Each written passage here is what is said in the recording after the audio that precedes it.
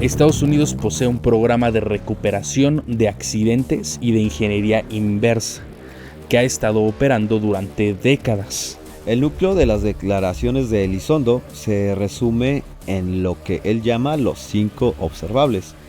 Esos son los pilares físicos que definen los WAPs, fenómenos anómalos no identificados. Dijo origen no humano, o sea que son naves o documentos de origen no humano.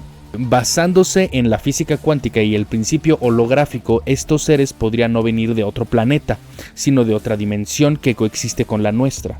Ha mencionado que el gobierno posee materiales exóticos, piezas de restos recuperados que muestran estructuras moleculares diseñadas de forma tan precisa que no pueden ser fabricadas por ninguna industria conocida. Según Bill J. Roth, era una entidad biológica extraterrestre que colaboraba con el gobierno de los Estados Unidos en un programa de intercambio técnico.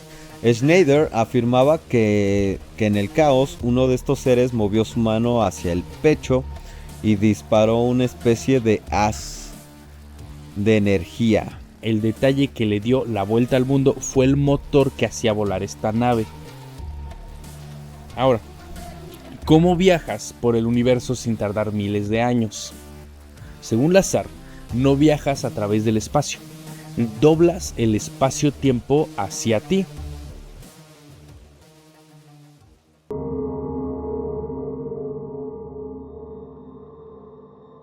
Hey amigos, ¿cómo están? Bienvenidos al Club del Futuro. Mi nombre es Pablo. Mi nombre es Eric. Exactamente. Y hoy les traemos un tema acerca de los whistleblowers. ¿Y por qué traemos ese tema? Porque está inspirado en lo que dijo Obama muy recientemente, que había aliens pero que no los tenían encerrados. Entonces ya ahí creo que Obama se convirtió en un insider, en un whistleblower. Sí. Muy leve, pero ahí está. Porque pues tuvo acceso a información privilegiada, ¿no? Y de hecho, uno de mis artistas favoritos, que es Tom DeLonge, guitarrista de Blink-182, ayudó a que se revelaran muchos, que más bien que se desclasificaran muchos de los archivos que tenía ocultos la CIA, güey. Yo no sabía eso, eso está muy cabrón. Sí, de hecho es un activista que se dedica a ese pedo. O sea, ahorita, de hecho fue hace años que hizo que se revelaran varios, que se desclasificaron muchos documentos y sigue luchando por eso. Eso está muy, muy cabrón. Ajá, Simón. Entonces, pues sí, es inspirado también por Tom DeLonge. Por Tom DeLonge. Patrocinado por Tom DeLonge. Bueno, espero. Blink-182. Patrocínanos Blink-182. Pues sí, y pues tú traes una de las historias con las que vamos a comenzar. ¿Quién es? Exactamente, vamos a comenzar con la carnita, con lo bueno. Pero espérame, si quieren que más archivos y que más personas hablen acerca de tecnología extraterrestre y información que nos ocultan, ¿qué tienen que hacer? Tienen que suscribirse, tienen que comentar y tienen que darle like. Por favor. Y compartir. Y compartirlo. Con los extraterrestres. Con los extraterrestres, sí, a huevo. Y comenzamos con Con todos los seres de este planeta y de otro planeta, si se puede. Simón. Que nos vean los seres de otro planeta y nos digan así como de... eso es pura mentira, güey. Por eso no los, por eso no los contactamos. Simón. Pero, pues, te voy a platicar una historia que es la de David Grush. Ya muchos seguramente ya saben quién es, pero yo se los voy a platicar un poquito más, ¿ok? Ahora, imaginen que durante 80 años... te han contado que los ovnis son cosas de aficionados, de ciencia ficción, de personas que ven demasiadas luces en el desierto, de teóricos de la conspiración con demasiado tiempo libre. Ahora imagina que un hombre con el más alto nivel de acceso a la inteligencia de los Estados Unidos entra en la sala del Congreso, levanta la mano derecha y jura decir la verdad y afirma que todo esto de lo que vamos a hablar es real, ovnis, todo esto. Ahora, pueden incluso buscar la conferencia ahí en YouTube y todo, está muy interesante. Que no solo hay naves, porque no nada más habló de las naves, sino que hay cuerpos. Y el hombre que descubrió todo esto, más bien que desclasificó hasta cierto punto todo esto, fue David Grush. Para entender el peso de lo que Grush ha desatado, primero hay que entender quién es él. No es un entusiasta de los alienígenas, no es un ufólogo que le llaman. David Grush es un oficial de la inteligencia condecorado, veterano de la Fuerza Aérea y ex miembro de la Agencia Nacional de Inteligencia Geoespacial. Su currículum es el de un burócrata de élite en el mundo de las sombras. Su trabajo consistía en identificar lo que el gobierno llama programas de acceso especial, los secretos más profundos del Pentágono, y fue ahí donde, según él, encontró la grieta en el muro. En junio del 2023, y más tarde en una audiencia histórica en julio, Grush soltó una bomba.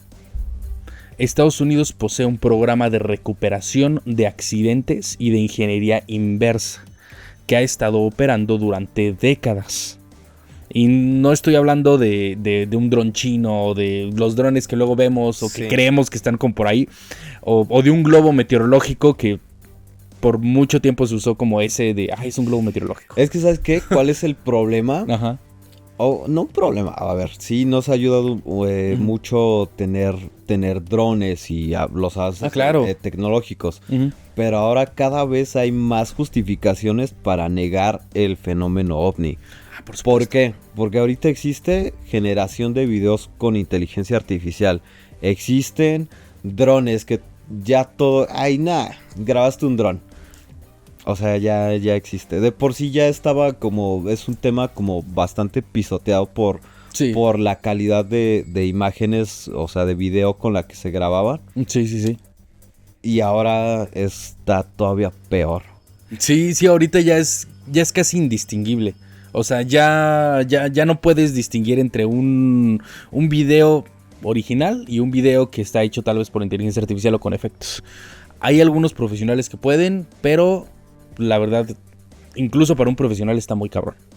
La neta. Y a lo que tú estás diciendo básicamente, Grush utilizó un término muy específico para evitar que se confundan. Dijo origen no humano. O sea que son naves o documentos de origen no humano. La primera gran declaración de Grush se centra en lo que él llama el programa legado. Afirma que desde la década de los 30, en 1930, el gobierno de Estados Unidos y sus contratistas de defensa han estado recuperando fragmentos e incluso naves intactas, o sea, sí, digamos que originales tal cual, naves intactas que han aterrizado o se han estrellado en la Tierra. Según su testimonio, estos objetos tienen morfologías técnicas que desafían nuestra comprensión de la física, materiales con estructuras atómicas inusuales y capacidades de vuelo que no muestran superficies de control, como alas o motores visibles y que pueden transitar entre el aire y el agua sin ningún esfuerzo. Ahora, de hecho, una de las cosas que nosotros podemos... personalmente y para la audiencia que nosotros podemos usar para identificar si es un ovni o no es si cuando tú tienes un gran motor, y eso es en todos los motores aéreos o de lo que sea, normalmente siempre hay un escape. O sea, siempre tienes que sacar algo. O sea, hay fueguito. Deja tu fueguito, pero tercera ley de Newton, tienes que dejar ir algo a huevo. Entonces, si no tiene eso, ¿cómo verga está volando? Por eso no tiene sentido físico. Pero ahí les va. Pero si las naves ya eran suficientes para paralizar el mundo, Grush fue un paso más allá. Cuando se le preguntó directamente en el Congreso si se habían recuperado los restos de los pilotos de estas naves, su respuesta fue helada. O sea, eran biológicos. Y ante la pregunta que si eran humanos o no, fue muy tajante, eran no humanos. Y eso lo dijo en el Congreso. O sea, eso no es como que te lo digo yo a ti, ¿no? Sí, o sea, lo dijo en un congreso. No fue en un podcast. No fue en un podcast, exactamente. Eso fue directamente en el Congreso. Ahora, esa fue la evaluación de las personas con las que habló en el programa y que aún están en él. No dio detalles sobre su aspecto, pero la implicación estaba ahí. No estamos solos y el gobierno tiene los cuerpos para demostrarlo. Que no quieren demostrar. Que, sí, que no quieren para demostrarlo sin demostrarlo. Sí. Ahora entremos en el detalle de la conspiración un poquito. Lo que Grosh describe o lo que él afirma que existe es un gobierno sombra. O sea, como en Estados Unidos hay como una cosa que se llama como el Deep State. Algo así, como un gobierno sombra. De hecho, eso creo que es algo que mucha gente y gente con la que yo he platicado, creo que la mayoría tiene idea de que los gobernantes o los presidentes que ponen al frente de un gobierno son simplemente títeres que obedecen a una mano más siniestra. Exactamente. Y yo también creo lo mismo. No lo satanizo tanto porque hay veces que incluso otros whistleblowers han dicho exactamente lo mismo que tú estás diciendo, o sea, que son como títeres. Pero muchas veces no es que sean títeres, o sea, no es que estén siguiendo la agenda, sino que no saben de la agenda. O sea, que genuinamente es un deep state, o sea, un gobierno sombra que está fundado por dinero que no se registra y ellos no saben que existe, no saben a dónde se va ese dinero y están prohibidos o los tienen prohibido para los gobernantes preguntar para qué es ese dinero. O sea, es para seguridad nacional, cállate el hocico. Sí. Y punto. Ya hablaremos más a fondo en algún otro episodio acerca de estas teorías del gobierno profundo, que se dice que deciden hasta la música que se va a escuchar cada década o cada año. Sí, estoy de acuerdo. Pero bueno, ya siguiendo con esto, una camarilla de oficiales y contratistas privados que operan sin supervisión del Congreso. Ahora, esto es vital. En una democracia, el Congreso debe saber en qué se gasta el dinero, que es lo que estábamos diciendo. En qué se gasta el dinero de los contribuyentes. Tú, yo, todos.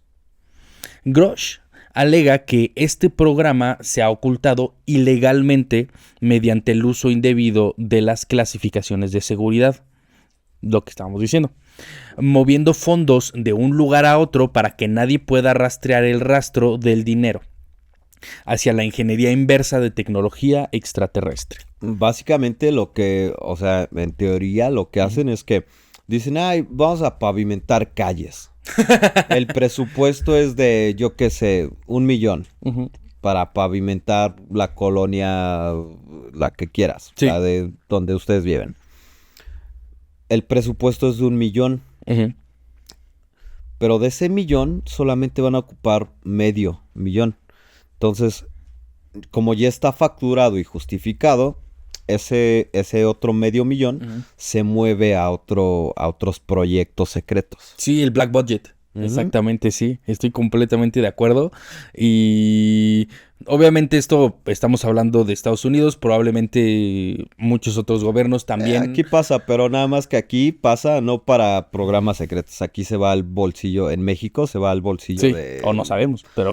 se va al bolsillo de los... Lo más probable. De los gobernantes, claro. Sí. Ahora, Grosh incluso dio nombres y lugares específicos al inspector general de la comunidad de inteligencia. Habló de hangares y de empresas privadas de defensa que tienen estas naves en su poder, beneficiándose de los avances tecnológicos que extraen de ellas. Mientras el resto de la humanidad sigue quemando combustibles fósiles como el petróleo, uno de los detalles más fascinantes y específicos de sus declaraciones es el caso de 1933 en Italia. Grosh afirma que la primera recuperación de una nave no humana no ocurrió en Roswell en 1947. El caso de Roswell probablemente lo pueden ir a investigar, igual en algún punto hablaremos de eso. Sí, ya traeremos los casos porque existe el de Roswell, Tunguska y alguno... Bueno, el de Tunguska no es técnicamente un ovni, pero sí hay una conspiración alrededor. Pero hay una conspiración alrededor de algo. Hay rumores así de algo cosas que sucedieron, pero se piensa que el evento de Tunguska fue un impacto ovni. Ajá. Bueno, para los que no sepan, el impacto de Tunguska fue nada más un impacto, pero que no dejó cráter. O sea, y eso fue antes de la bomba atómica. Entonces, pues es una cosa muy rara. Dejó todos los árboles en forma circular. Y hay la conspiración que dice que fue un ovni. Simón. Y sí puede ser, porque realmente no existía la bomba atómica en ese punto y fue una explosión enorme. Simón, es que hay rumores de que a partir de ese evento se recuperaron objetos, bueno, o sea, partes de naves e incluso cuerpos. Yo ya me aventé un montón de documentales y sí hay una conspiración. No sé si sea verdad, pero la conspiración está. Pero ahí anda. Ahora, Grosh afirma que la primera recuperación, como decía, fue en Italia en 1933, y no en Roswell, como dice la cultura popular, sino en Italia, en la Italia de Mussolini. Según el gobierno de Estados Unidos, con la ayuda del Vaticano, recuperó esa nave al final de la Segunda Guerra Mundial y la trasladó al territorio estadounidense. La Segunda Guerra Mundial terminó en 1945. Este detalle añade una capa de profundidad histórica que saca el fenómeno del ámbito moderno y lo coloca en el centro de la historia del siglo XX. Pues es que ahí tenemos a los Foo Fighters. Claro. No a la banda, pero en los objetos que se... No a la banda. No a la banda, pero los objetos que se veían o que se reportaban volar cerca de las naves, Sí. De las aeronaves terrestres. Sí, también tenemos ese, en algún punto también se los vamos a traer. Pero, ¿por qué creerle? O sea, ¿por qué creerle a Grosh? Grosh nos presenta fotos granuladas, fotos granuladas ni trozos de metal en la mesa del Congreso. O sea, no es como que vaya con el cadáver del... No trajo un baúl con pruebas. Mira, un alien. No. Y su prueba es su credibilidad y los documentos clasificados que entregó al inspector general, los cuales, según se informa, fueron clasificados como urgentes y creíbles. Grosh afirma que decidió convertirse en informante después de sufrir represalias por intentar investigar estos programas. Habla de un terrorismo administrativo diseñado para silenciarlo. E incluso sugirió que personas han sido heridas o desvividas para mantener este secreto a salvo.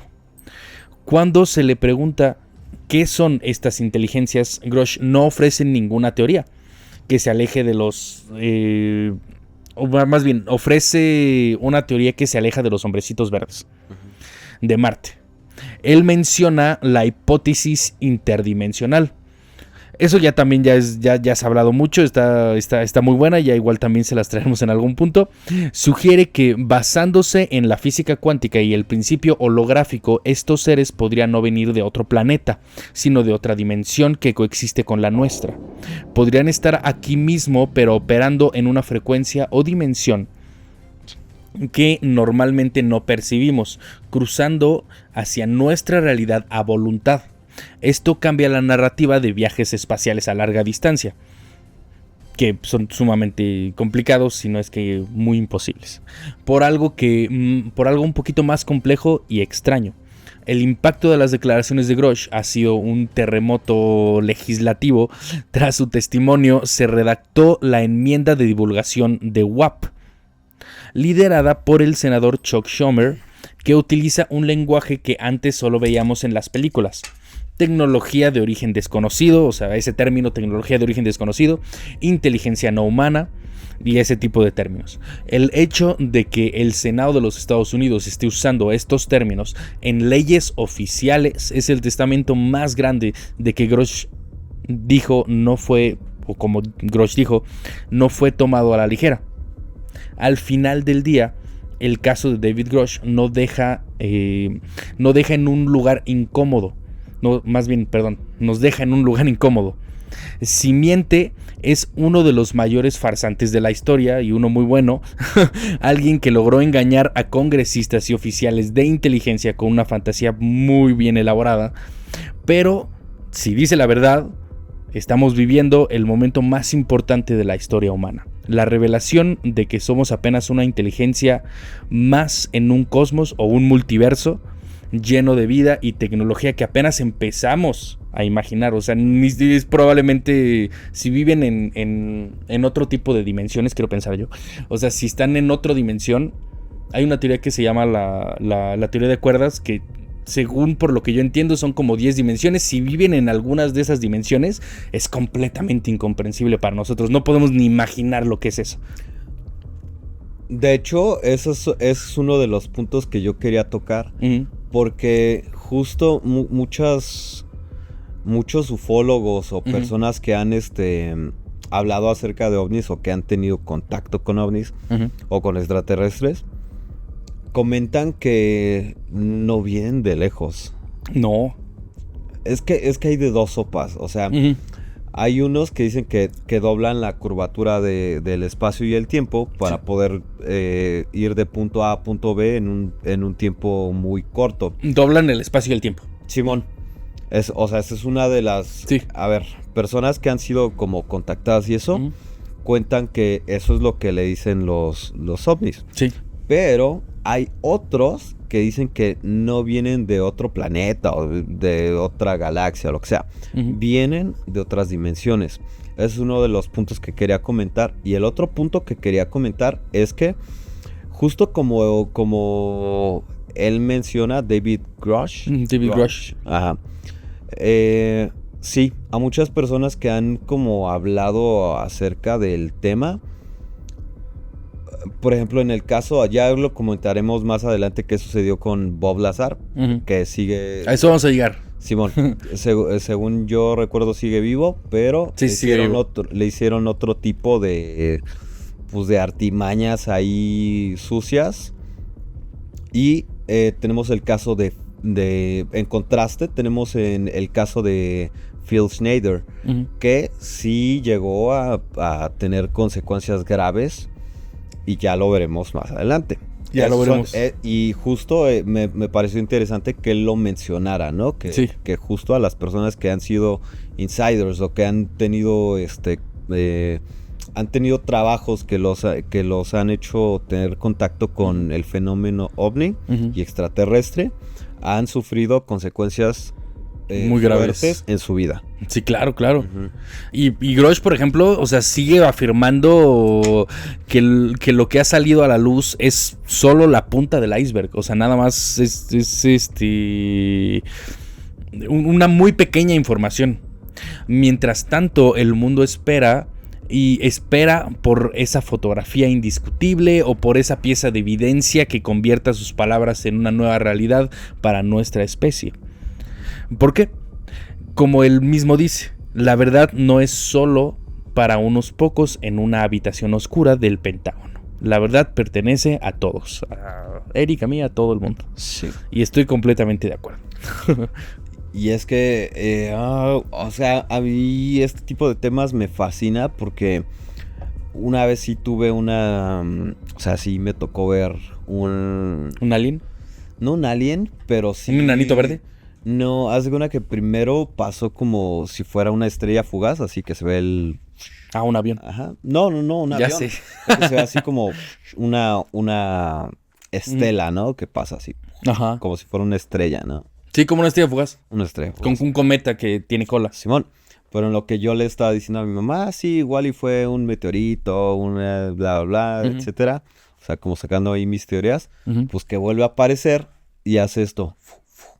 O sea, ni siquiera fue línea recta, o sea, fue como diagonal, luego así recto. O sea, sí, o sea, cambió un curso, cambió de curso de una manera muy rara. Rápido. Eso sí te puedo decir que se vio como que estaba demasiado, muy, muy, muy lejos de aquí, ¿no? O sea, pues, era lo suficientemente brillante como para que se pudiera observar. Sí. Y pues esa es una de las cosas que me ha sucedido, que me ha interesado bastante en este tema. Eso sí, para que veas, eso sí se puede clasificar como un ovni, porque sí tuvo una trayectoria como muy rara. O sea, una aeronave actual no puede hacer. De hecho, probablemente ni siquiera un dron pueda hacer exactamente ese movimiento. No se puede. No, y menos en un corto periodo de tiempo, porque para la lejanía que lo estaba viendo, quiere decir que esta línea que estoy haciendo eran kilómetros y kilómetros. Y luego para que saliera disparado así, son todavía más kilómetros en una breve cantidad de tiempo. Si fuera, sí. Un segundo, supongo, ¿no? Si hubiera sido Simón. Más o menos. Sí, un segundo. Sí. Si hubiera sido un dron, era como... Sí. Tiempazo en hacer ese recorrido. Exactamente. Digo, para la lejanía que tenía, pues quiere decir que era una gran cantidad de distancia que recorrió. Y bueno, también no sé si tengas algo más que comentar. No, dale, vamos a lo que nos truje. El siguiente yo no lo conocía. Y el nombre de esta persona es Luis Elizondo. Es el burócrata que salió por la puerta principal del Pentágono con un mensaje para el mundo. Lo que ven en los cielos es real. No es nuestro y no sabemos qué es. Justo lo que ahorita... Lo que estaba diciendo Grush. Les platicaba esta experiencia que yo tuve por esto. Sí. Luis, que es Lou Elizondo, no encaja en el perfil típico de un teórico de la conspiración. Es un exagente especial de contrainteligencia. Un hombre que pasó décadas protegiendo los secretos más sensibles de Estados Unidos en escenarios como Afganistán y Guantánamo. Ok. Para quien no sepa, yo creo que en algún episodio hablaremos de la prisión de Guantánamo, porque pasaron muchas cosas ahí. Sí. Pero su nombre pasó a la historia en 2017, cuando el diario de The New York Times reveló que él había dirigido un programa secreto del Departamento de Defensa llamado AATIP, el Programa de Identificación de Amenazas Aeroespaciales Avanzadas. A diferencia de otros informantes, Elizondo no afirma haber tocado una nave o haber cenado con una entidad biológica. Su declaración es mucho más peligrosa para el statu quo porque es puramente técnica y está respaldada por datos de radar, videos térmicos y testimonios de pilotos de combate. Elizondo sostiene que hay objetos operando en nuestro espacio aéreo con total impunidad, mostrando una tecnología que nos hace parecer, en sus propias palabras, cavernícolas con palos y piedras. Sí, claro. No inventes. O sea, imagínate, tan solo para que un objeto o una nave que navega a los cielos se pueda mover a esa gran velocidad, ya es tecnología avanzada. Sí, exactamente. No, o sea, ya es tecnología que ya no tiene sentido para nosotros. Sí, no. O sea, que nosotros ya ni siquiera tal vez podríamos ni entender. O podríamos tal vez entenderla, pero no tenemos la tecnología para rehacerla. De hecho... por el momento. Eso ya hablarás tú exactamente. En la parte de Bob Lazar, porque él le trata de dar una explicación. Pero, siguiendo con Luis... El núcleo de las declaraciones de Elizondo se resume en lo que él llama los 5 observables. Esos son los pilares físicos que definen los WAPs, fenómenos anómalos no identificados, y que desafían toda nuestra comprensión de la aerodinámica. El primero es la sustentación antigravitatoria. Estos objetos vuelan sin superficies de control visibles, no tienen alas, ni motores, ni timones. El segundo es la aceleración instantánea, lo que comentábamos. Objetos que pasan de estar estáticos a moverse a miles de kilómetros por hora en una fracción de segundo. Generando fuerzas G que desintegrarían cualquier aeronave humana. O sea, para empezar, ni siquiera tenemos los materiales como para que... O sea, si tú quisieras hacerlo de vidrio, por la fricción con el aire... la fricción con el aire se calienta tanto que se derrite. Si quisieras hacer de metal, pues para las personas que están tripulando la nave, pues sería un horno. O sea, sería como meterlas en un horno, ¿no? Sí, exactamente. O sea, yo creo que todo este tipo de anomalías ya en algún punto ya tienen como ciertos parámetros que...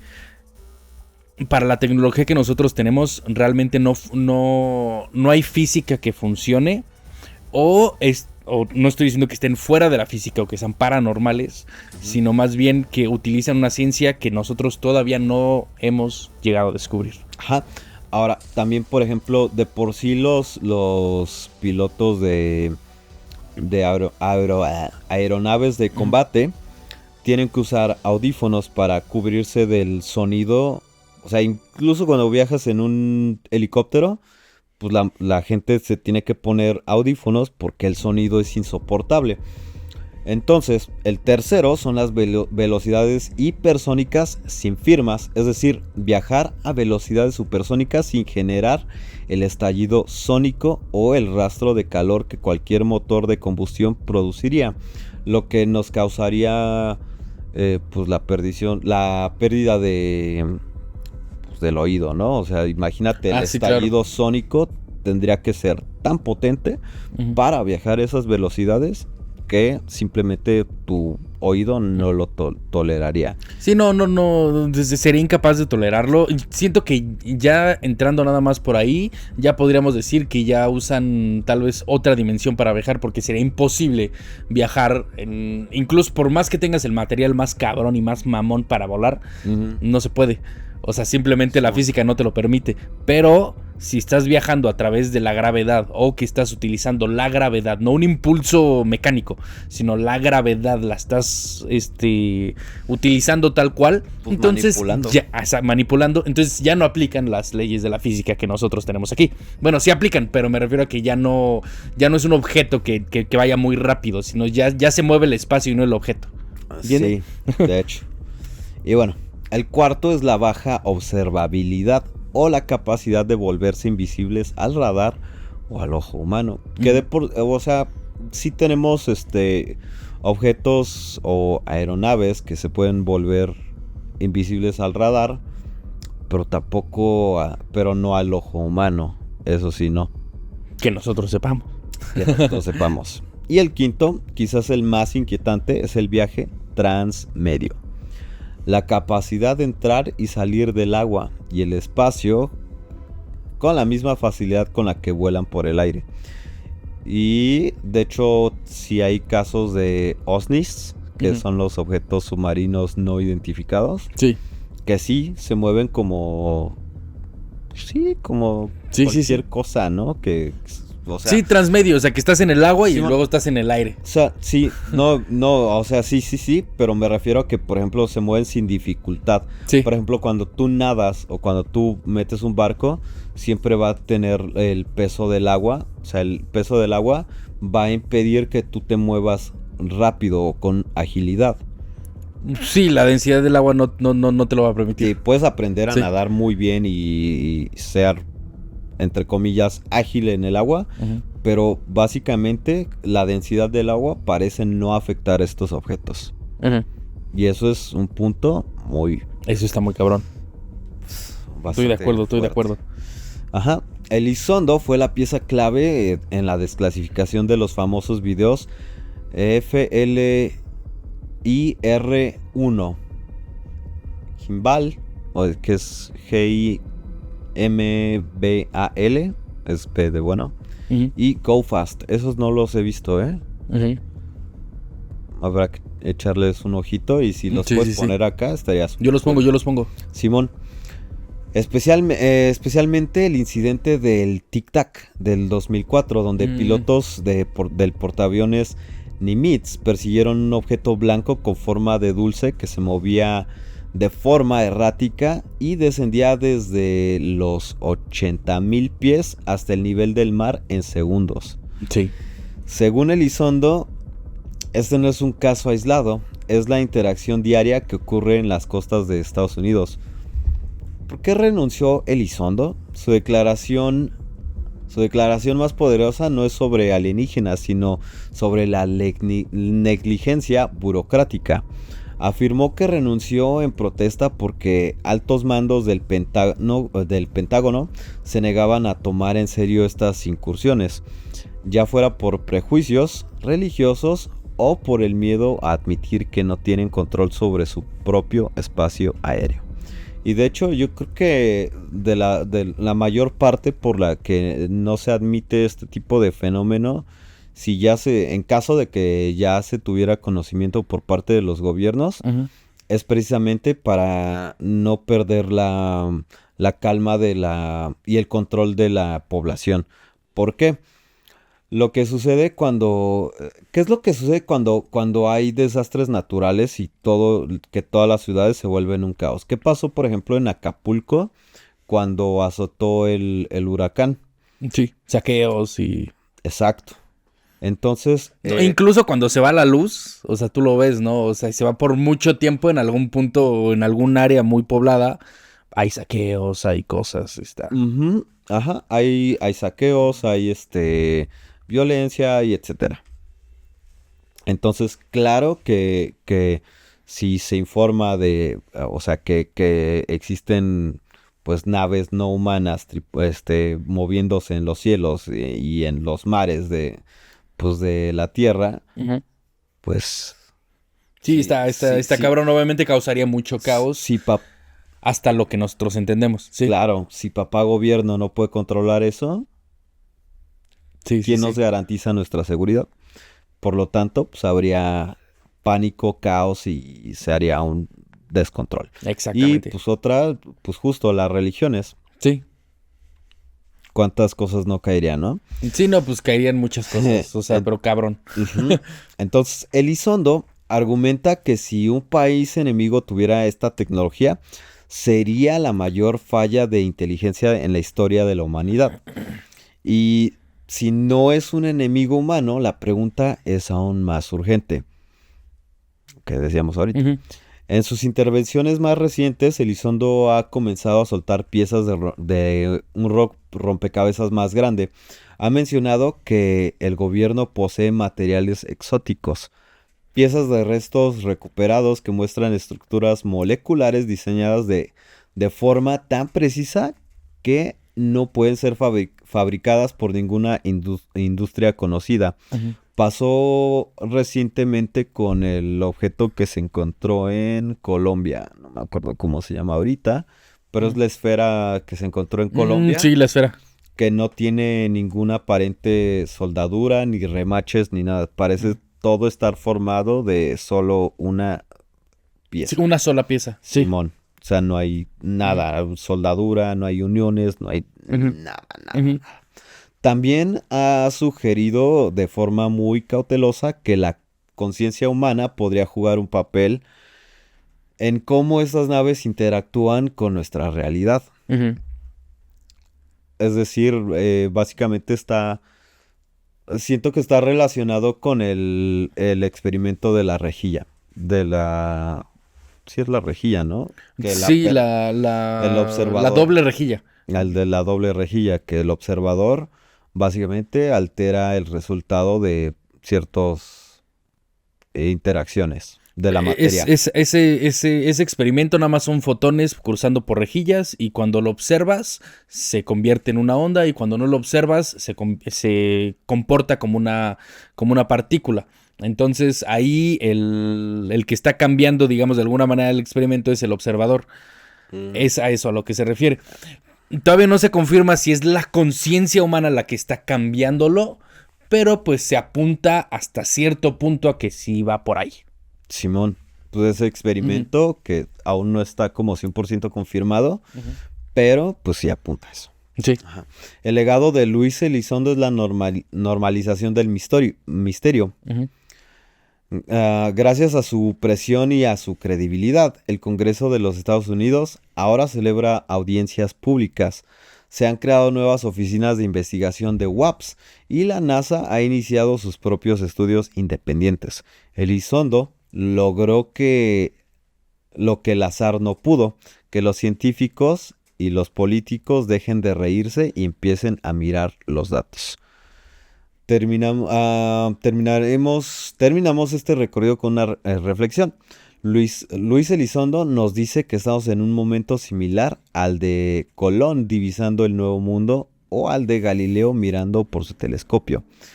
El secreto ya no es si estos objetos existen, sino qué significan para nuestra soberanía, para nuestra ciencia y para nuestro lugar en el cosmos. Elizondo cerró la era de la creencia y abrió la era de la evidencia. La pregunta ahora no es si le creemos a él, sino si estamos listos para lo que los datos están tratando de decirnos. Entonces, pues... Ese está muy bueno. Yo creo que es uno de los pocos whistleblowers, informantes que tienen muchísima credibilidad. Y yo no lo conocía, yo no tenía ni idea de que existía. Pero está muy cabrón. Pues, yo creo que él tiene... O sea, como él clasificó las 5 partes de qué es lo que hace como un ovni tal cual, siento que es muy importante tenerlo en cuenta. Sobre todo también porque no tiene... O sea, no tiene por qué mentir en sí, porque era un oficial tal cual. Uh-huh. Y ahí vemos también otro punto de cómo ciertas historias van haciendo... pues van convergiendo. Creando patrones, sí. Simón, por ejemplo, que el primero David decía que, pues sí, se recuperan objetos y piezas y cuerpos. Ahí tenemos otra persona que lo confirma, o sea que... Exactamente. No, y realmente no se contradice uno contra otro. O sea, hasta cierto punto los informantes están siguiendo una línea que parece que están descubriendo lo mismo y no los están pelando. O sea, descubren esto, no los pelan, descubren esto, no los pelan, pero descubren lo mismo. Entonces ya cuando hay un patrón así ya dices, aquí hay algo extraño. Demasiadas coincidencias como para ignorarlas. Sí. Ya ponemos aquí la cara de Milhouse así. Sospechoso. Yo les traigo uno nuevo que se llama Bill Newhouse. A menudo cuando pensamos en tecnología extraterrestre, imaginamos naves surcando el espacio a la velocidad de la luz, como en Star Wars. Pero rara vez nos detenemos a pensar en la logística. Eso de Star Wars no es cierto. ¿Cómo se maneja algo que no tiene alerones, ni timón, ni turbinas? ¿Cómo se entrena un piloto de pruebas de la Fuerza Aérea para que no se estrelle al mando de una tecnología que ignora las leyes de la inercia? Por lo que yo he entendido, no las está ignorando, sino que está utilizando otro tipo de tecnología. Pero ahorita vamos a eso. Aquí es donde entra Bill Newhouse. Y Newhouse no era un teórico ni un entusiasta del fenómeno. O sea, de nuevo, no era ningún ufólogo de esos que... No era Jaime Maussan. ¿Ok?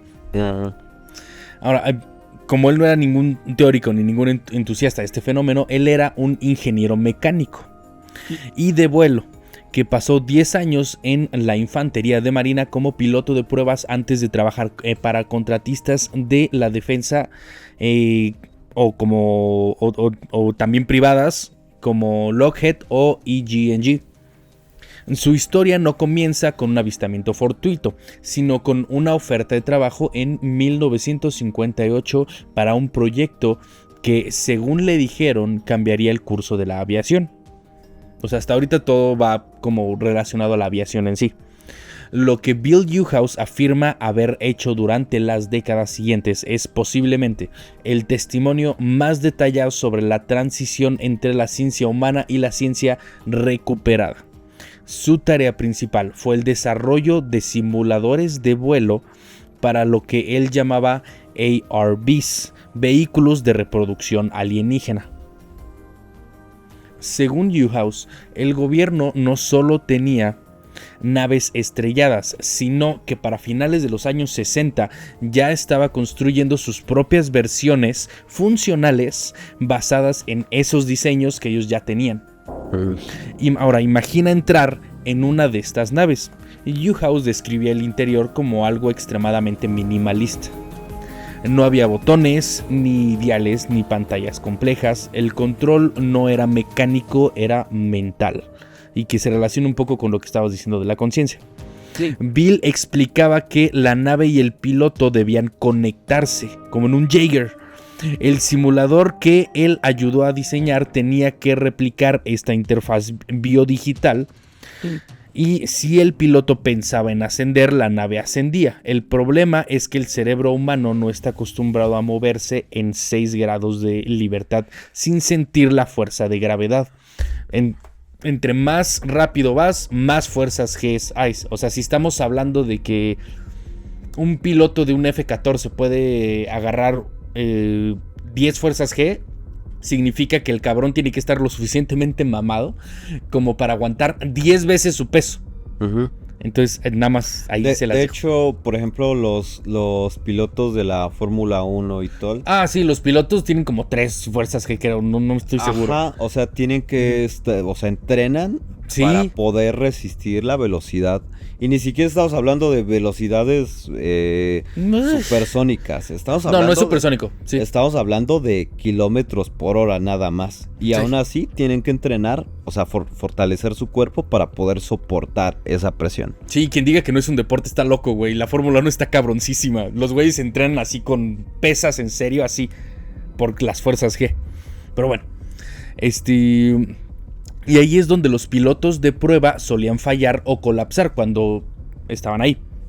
Ahora, pero la parte más asombrosa y para muchos difícil de digerir del testimonio de Newhouse es con quien trabajaba. Él afirmaba que en las instalaciones de la S4 cerca de Groom Lake no solo había ingenieros humanos, había un consultor técnico externo que no pertenecía a nuestra especie.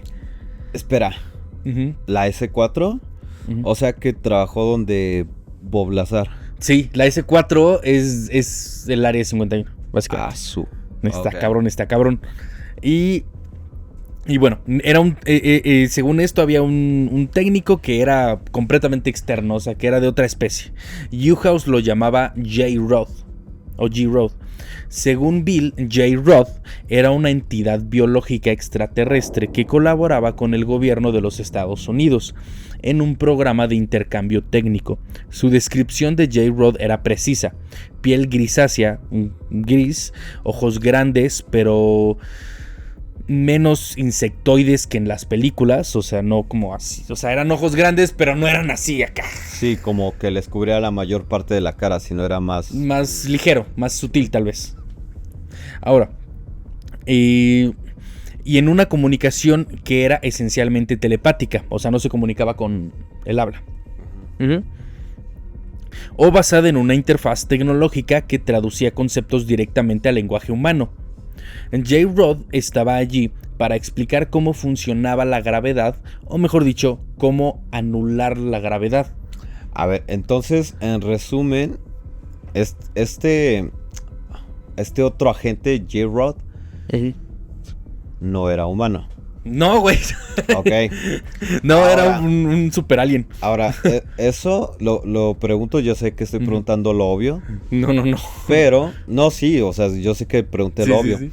Pero, por ejemplo, lo pregunto porque muchos contactados y muchas personas que han tenido supuestos encuentros con... Y digo supuestos porque, pues, no hay pruebas. No hay pruebas, estoy de acuerdo. Pruebas que lo confirmen al 100%. Pero coincide con lo que muchos, contactados dicen, que la mayor parte de la comunicación es telepática. Es telepática. Y, de hecho, ni siquiera no es como que tú escuches una voz en tu mente, sino que todo se basa en conceptos. O sea, tú no escuchas, o sea, si ellos te quieren decir, no sé, pásame el vaso. Exactamente. O sea, no escuchas la voz diciendo pásame el vaso, o sea, te dan a entender, no sé ni siquiera cómo explicarlo, pero yo te sé explicarlo, Iso. A ver, dale. Hay un concepto y esto es muy rápido, así rapidísimo. Luego ya tendremos otro episodio de eso. Pero hay un concepto que dice que el lenguaje interrumpe hasta cierto punto nuestra conciencia. ¿Por qué? Porque si yo te digo vaso o portavaso, si tú no sabes cómo llamarle a ese portavaso, trata de verlo, y ustedes en la audiencia traten de ver la pantalla del celular en donde están y traten de no ponerle nombre. Imagínate que tú no sabes qué es eso. Y hay un cierto confusión de... no, es que no sé. Hay algo así. Esa parte de la conciencia es la que hasta cierto punto el lenguaje tiene como que encerrada. Porque nuestro cerebro no acepta que las cosas no tengan nombre. Cuando las cosas no tienen nombre y no sabes qué es, le quieres poner nombre a huevo. Sí. Y muchos dicen que la comunicación telepática, y muchas investigaciones incluso que han seguido lo que decía Jacobo Greenberg y lo que decían muchos, es que para poder comunicarte muchas veces telepáticamente tienes que comunicarte sin lenguaje. No es el lenguaje, es el concepto, el significado de lo que estás haciendo, lo cual es muy complicado, muy difícil, pero ya se los traeremos algún día. Y es que aparte, pues, es que así nos enseñan desde bebés. Exacto. Ahí te señalan a mamá, papá, tío, teléfono. Ajá. Sí, teléfono. Teléfono se fue. Sí, o sea, todo tiene etiquetas aquí. Caja, estudio, mesa, vaso, bebida, micrófono, o sea, todo. Exacto, todo tiene etiquetas, incluso las personas, o sea, solemos poner a las personas en cajas y esta persona es así, esta persona es asá, esta persona es asá, o sea, no nos gusta que las cosas no tengan clasificación. O una descripción. Entonces, me parece, o sea, a mí me llamó mucho la atención este punto que coincide con muchas personas que afirman haber tenido contacto con extraterrestres. Exactamente. La comunicación por conceptos, no por lenguaje, por conceptos. Exacto, eso está bien cabrón. Ya luego les traeremos este tema. Pero para seguir con Newhouse, él detallaba que estas naves utilizaban reactores de antimateria que generaban ondas gravitatorias. Estas ondas permitían que el vehículo creara su propio campo de gravedad, aislándose del entorno. Muchas gracias. Para alguien dentro de la nave no había sensación de velocidad ni de inercia.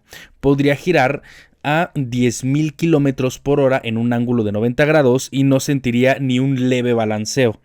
Bill Newhouse fue el encargado de que los pilotos humanos no se volvieran locos intentando comprender esa falta de sensación física mientras operaban el vehículo. Eso ya está muy, muy tremendo. Sí, básicamente que, por ejemplo, si tú vas en un auto y tú aceleras, vas a sentir como pues la velocidad hace que tu cuerpo se pegue más hacia el asiento. Sí. Entonces, en estas aeronaves, tú puedes acelerar lo que quieras y tú vas a estar tranquilito como si estuvieras parado. Ajá, exactamente. Lo cual tiene como cierto sentido también en las cosas que estábamos diciendo, porque ya hablamos de la antimateria incluso en el capítulo de las energías limpias. Y esa energía que hace la antimateria está cabroncísima. O sea, es una energía que no tienes una idea. Si tú tienes una partícula, nada más se ha creado, y por accidente, una cosa tan pequeña de antimateria en el colisionador de hadrones que está en Geneva. Y eso poquito que se creó, si llegara a tener contacto con el aire, con lo que sea, con cualquier cosa que sea materia, sí, se crea una energía sumamente enorme. De hecho eso ya lo traemos de las teorías de conspiración bien locas, pero se cree que la primera vez que se colisionó o sea, que se creó antimateria, se creó un agujero negro y que... Así es una teoría de conspiración. Ajá, y que pasamos a otra dimensión. Sí, hay una teoría muy loca acerca de eso. Así es. Ahora, lo que separa a Newhouse de otros informantes es su enfoque en la fabricación. Él hablaba de cómo fundían los metales en condiciones de gravedad cero para obtener aleaciones que serían imposibles de crear en la superficie terrestre. Ahora, aquí cabe mencionar si hay un efecto que cuando estás en el espacio y tienes dos metales, se unen y no es como que se solden. O sea, solo se unen. Sí, como si fueran piezas de... A ver. No, ni siquiera como rompecabezas. O sea, nada más literal se hacen unas piezas. Sí, es muy raro, pero existe. No, pero la forma en la que lo quería explicar es como si fuera dos piezas de rompecabezas que cuando se unen, imagínate que los bordes desaparecen. Ajá, exacto. O sea, cuando tú unes todas las piezas, en vez de que se vean los bordecitos de las uniones, simplemente se hace como si fuera una sola imagen. Exactamente, sí. O sea, no es como que se solde o algo así. No. Incluso pasa en la Estación Espacial Internacional. Hay veces que aleaciones se juntan tanto que ya no se pueden separar. O sea, pero ya porque no porque se juntaron mucho por el calor o por la fricción. No hay fricción, no hay nada. Se junta una sola pieza. Eso es algo muy raro que pasa también. Ok. Y no tiene explicación. Realmente mencionaba que U-House, que la estructura de la nave no tenía remaches ni soldaduras, lo que decíamos. Era como si hubiera sido cultivada o impresa en una sola pieza. Durante sus conferencias que dio principalmente al final de su vida, a principios de los años 2000, U-House nunca pareció buscar fama. Hablaba con la sequedad de un ingeniero jubilado que explica cómo se construyó un puente. Así de simple. Para él, la existencia de tecnología no humana era simplemente un hecho industrial. Una ventaja técnica que Estados Unidos había decidido mantener en secreto para asegurar su superioridad militar durante la Guerra Fría. El caso de Bill U-House es el eslabón perdido entre la ciencia ficción y la ingeniería aplicada. Nos plantea una pregunta inquietante. Si lo que dice es cierto, y ya teníamos simuladores de vuelo extraterrestres en los años 70, ¿qué nivel de tecnología posee el complejo militar industrial hoy en día? Mientras nosotros celebramos nuevos modelos de aviones comerciales que apenas ahorran un poco de combustible, o no sé, cualquier otra cosa que sea como muy mundana. El Tesla. Como el Tesla no vuela, pero sí, o sea, cualquier otra una tecnología pues muy banal. Simón. Un carro nuevo, lo que sea. U-House sugería que en el desierto de Nevada ya se había conquistado el espacio y el tiempo. Bill pasó a mejor vida en 2009, llevándose consigo muchos de los detalles técnicos que, según él, seguían siendo materia de seguridad nacional. Pero su testimonio queda como un mapa para aquellos que creen que el Área 51 no es solo una base de aviones espía, sino la facultad de ingeniería más avanzada de la historia, donde el profesor no era humano y el examen final consistía en pilotar las estrellas. Pues fíjate que nunca había escuchado de U-House, pero pues fíjate que estuve trabajando en la misma área que Bob Lazar, pero pues ahí andaban cerca, ¿no? Así es. Bob Lazar. Y pues bueno, la siguiente persona que traemos es una de las que más me impactó porque existe una entrevista en internet donde él te cuenta la historia con lujo de detalles, y estoy hablando de Phil Schneider. Felipe Schneider. Felipe el Schneider. Hay historias que nos incomodan no por lo fantásticas que suenan, sino por la convicción física de quien las cuenta. En 1995, fíjate, 1995. Sí. Un hombre de aspecto cansado, con mano, o sea, que no tenía mano. Ajá. Y una cicatriz que le recorría el pecho. De hecho, en esa entrevista muestra la cicatriz. Sí, la he visto. Sí, para quien le gusta los videojuegos, lo más cercano sería, no sé si conozcan al personaje de Street Fighter, Sagat, el que tiene el parche en el ojo, una cicatriz así. Ajá. Le recorría el pecho, comenzó a recorrer convenciones de ufología en Estados Unidos. No hablaba de luces en el cielo, hablaba de lo que había encontrado bajo la tierra. Su nombre era Phil Schneider. Para entender a Phil hay que entender su origen. No era un aficionado, era un ingeniero geológico y estructural que trabajó para el gobierno de los Estados Unidos durante más de 15 años. Su especialidad era la construcción de bases subterráneas profundas, conocidas como DUMBs, D-U-M-B de bueno, S. Según Schneider, estos no son simples búnkeres de hormigón, son ciudades enteras excavadas a millas de profundidad mediante tuneladoras nucleares, conectadas por trenes de levitación magnética que cruzan continentes Cruzan el continente en cuestión de horas. Ujú. Y de hecho sí, en la entrevista yo me acuerdo, es que la vi como por 2011, 2012, Sí, sí, sí. pero me acuerdo que sí, él describía que incluso esos trenes viajaban más rápido que los que tienen en Japón. Ya es que tienen los de Sí, el tren bala. el tren bala, Ujú. pues va un poquito más rápido que eso. Ok, ok. Porque se mueve, o sea, se supone que todos esos túneles que construyó están alrededor de los Estados Unidos. Sí, sí, sí. Y que de hecho se conectan con la... No sé si alguna vez han visto o tú has escuchado, Ujú, también público, comenten abajo, ujú. si han visto los videos de gente que reporta sonidos como extraños, como zumbidos, como... Ah, sí, el típico.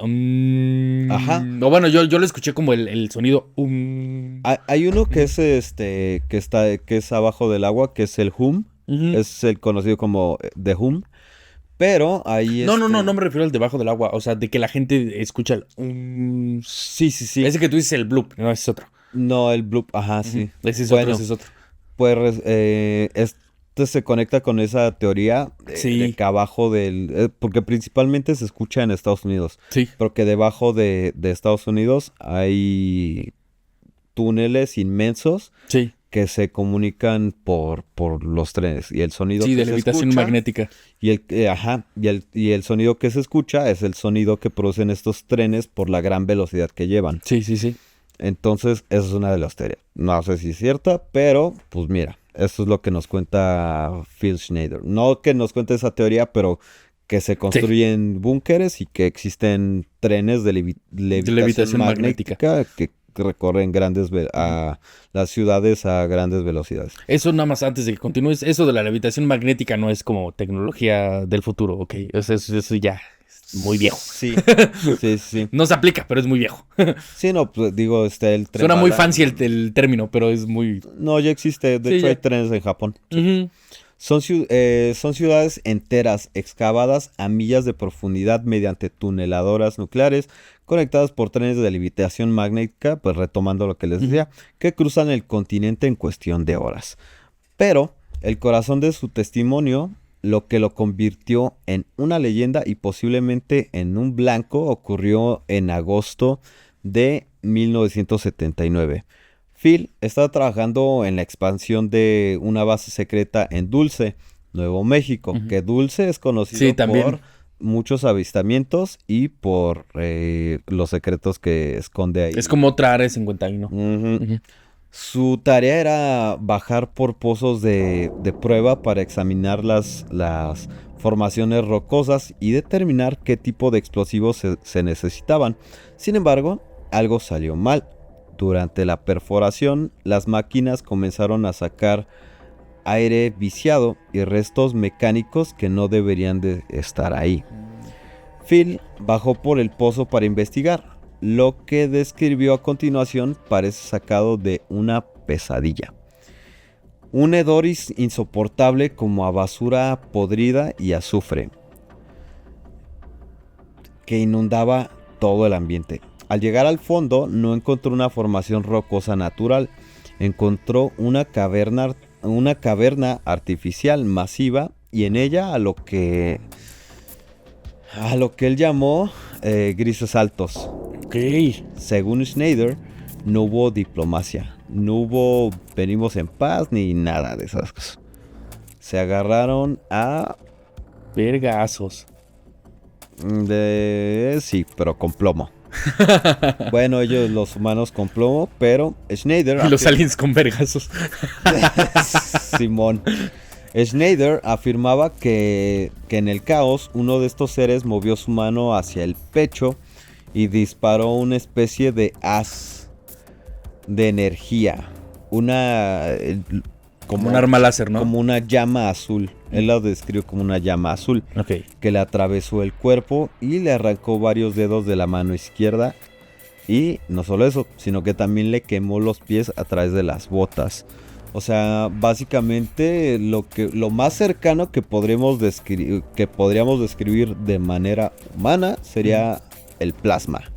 lo que vemos en los videojuegos, como el plasma, ¿no? Sí, pues, o sea, como un arma láser, ¿no? De esas de Star Wars. Uh-huh. Sí. Pero lo que dice es que como un blaster. Sí, que no, porque ni siquiera era como si fuera un rifle o un arma de asalto. Ah, ok. Sino que lo que dice es que el alienígena lo que hizo fue como hacer esto, y del pecho del alienígena salió como ese haz de luz. Ok. Y él supongo que tratando de protegerse. Sí. Recuerdan que agarró la mano. Recuerdan que les decíamos que pues, no tenía una mano y que tenía una gran cicatriz. Uh-huh. Pues lo que hizo fue esto. O sea, como que lo agarró. Cubrirse el pecho. Cubrirse el pecho y le dio. Ok. Bueno. Y efectos de sonido. Inserta efecto de sonido aquí. Él mismo logró abatir a 2 de estas entidades con su pistola de servicio antes de que un boina verde lo subiera por el ascensor, sacrificando su propia vida en el proceso. ¿Del boina verde? Sí, o sea, lo que pasa es que ya habían hecho un agujero, llegaron a cierta profundidad, lo que él describe en la entrevista. Eso sí me acuerdo, porque esa entrevista me gusta muchísimo. Bajan por este ascensor, ponen los explosivos, se abre esta caverna y ven como a un montón de seres, de seres grises. Sí.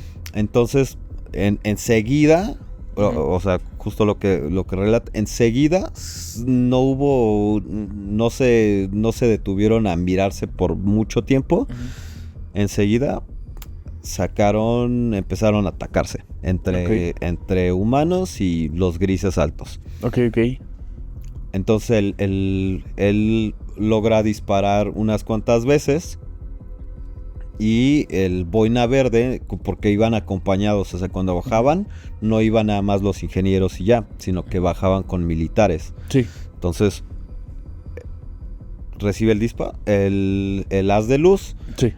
Detona su arma varias veces, logra herir a unos cuantos y enseguida es jalado, lo suben al ascensor. Sí.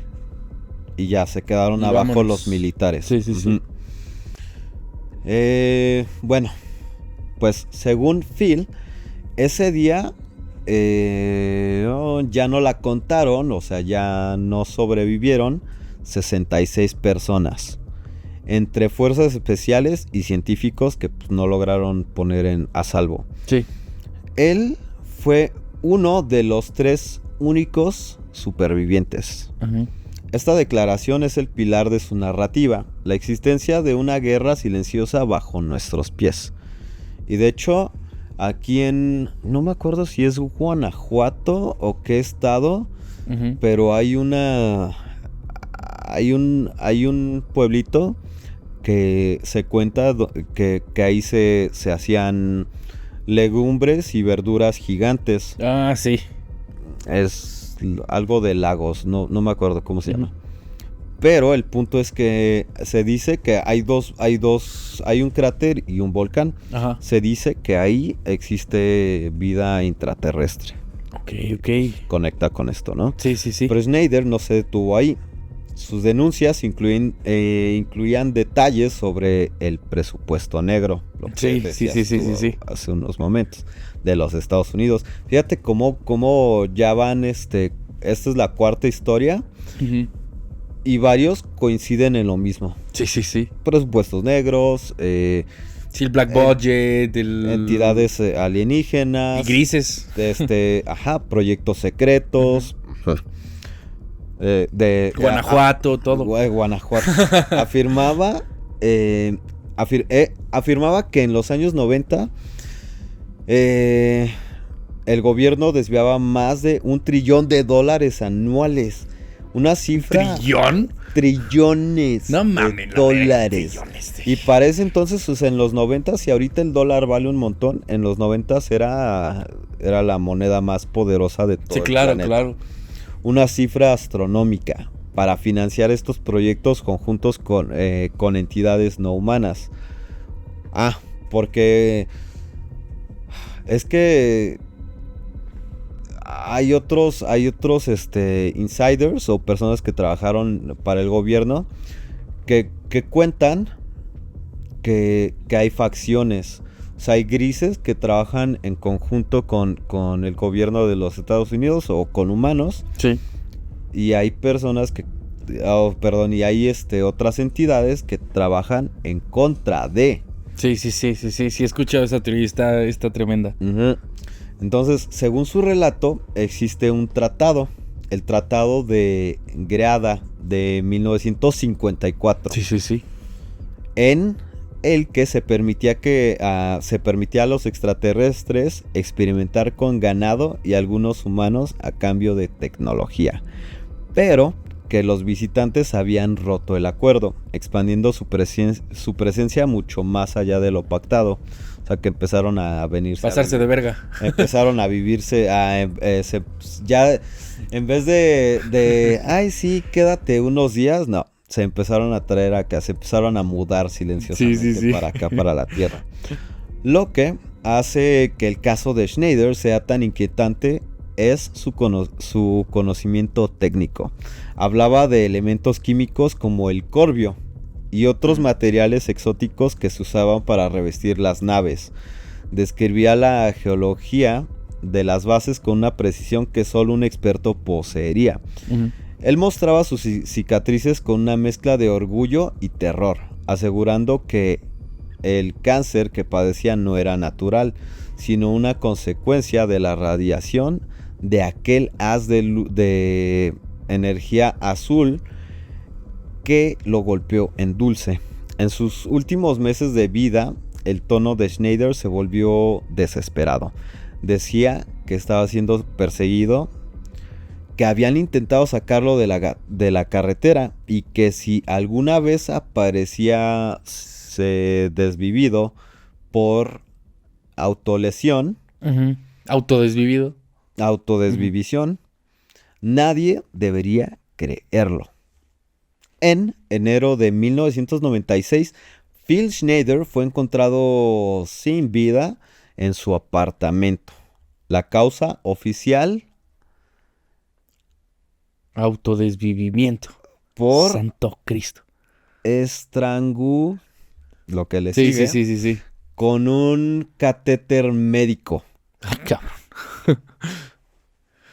Sí, está... Sin embargo, los detalles eran extraños. El catéter estaba enrollado 3 veces alrededor de su cuello con nudos que él, con sus manos, o sea, con la mano que no tenía...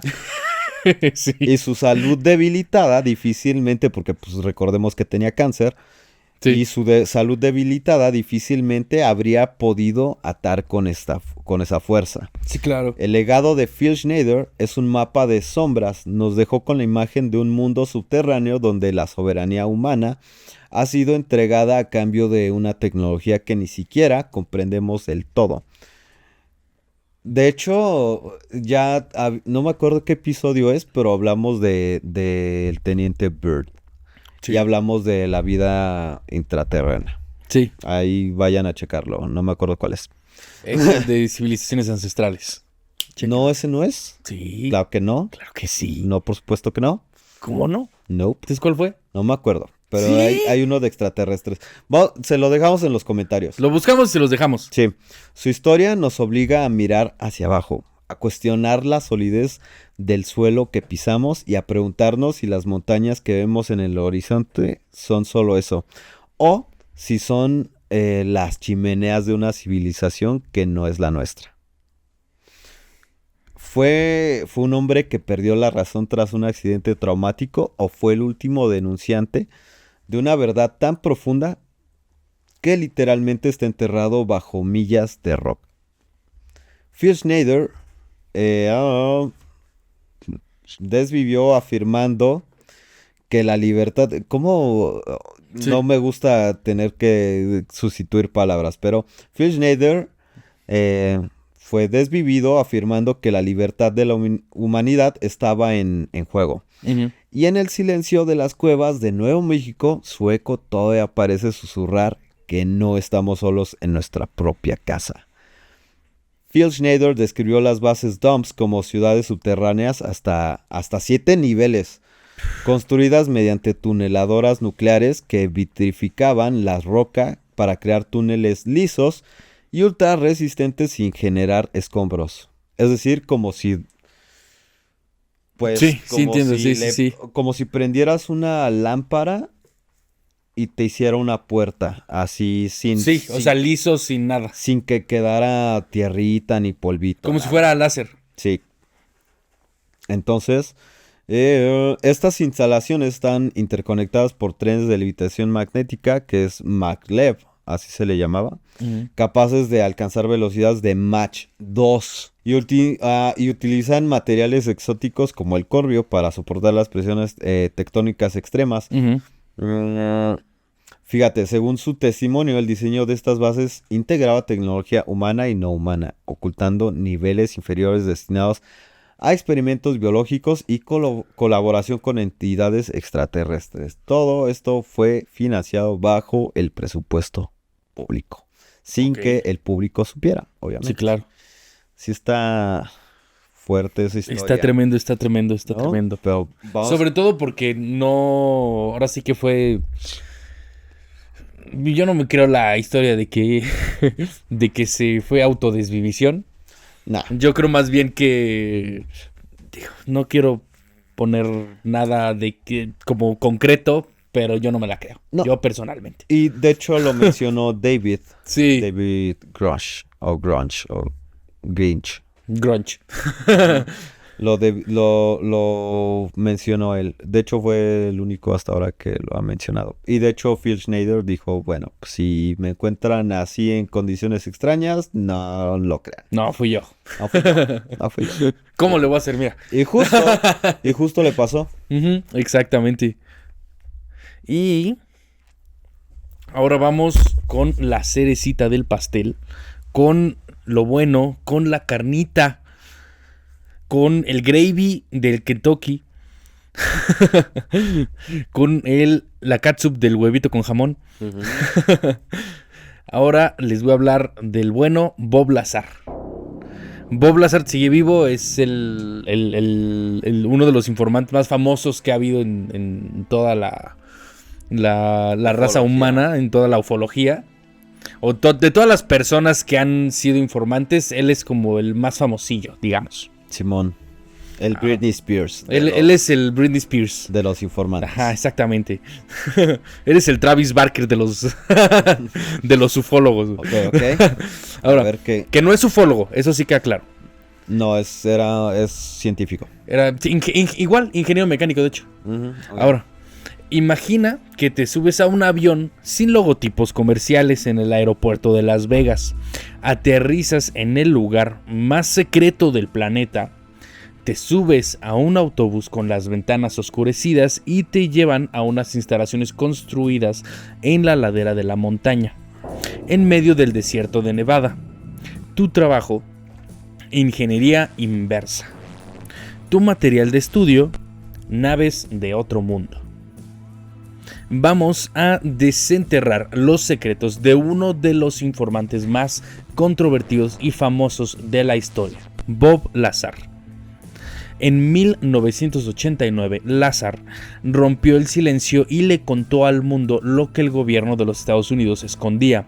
No vamos a hablar de luces difusas en el cielo, ni vamos a hablar de tanto de la física. La mecánica y los detalles, vamos a hablar más bien de la mecánica y los detalles más meticulosos de la tecnología extraterrestre que, según él, tuvo en sus propias manos. Todos hemos oído hablar del Área 51, lo que veníamos diciendo, claro. ¿Sí? O el S4, ubicadas en el lecho seco del lago Groom, pero Lazar reveló que el verdadero secreto no estaba ahí. Según su testimonio, él trabajaba en una instalación ultra secreta llamada S4.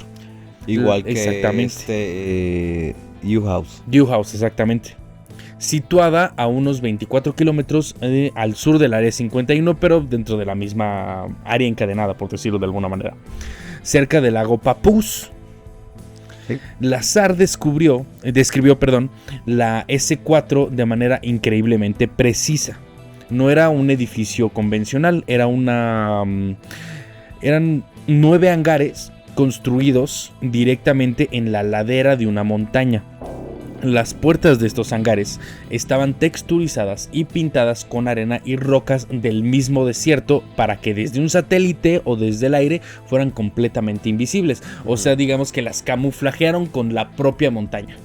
Sí. Cuando entró por primera vez a estos hangares, afirma haber visto 9 platillos voladores de diferentes formas y tamaños. Algunos parecían estar dañados, como si hubieran chocado o recibido impactos de proyectiles. Otros estaban intactos. El gobierno los tenía allí como un rompecabezas colosal. Y la misión del equipo de Lazar era descubrir cómo funcionaban. De esos 9 discos, a Lazar se le asignó uno en particular. ¿Cómo se le asignó? Al azar.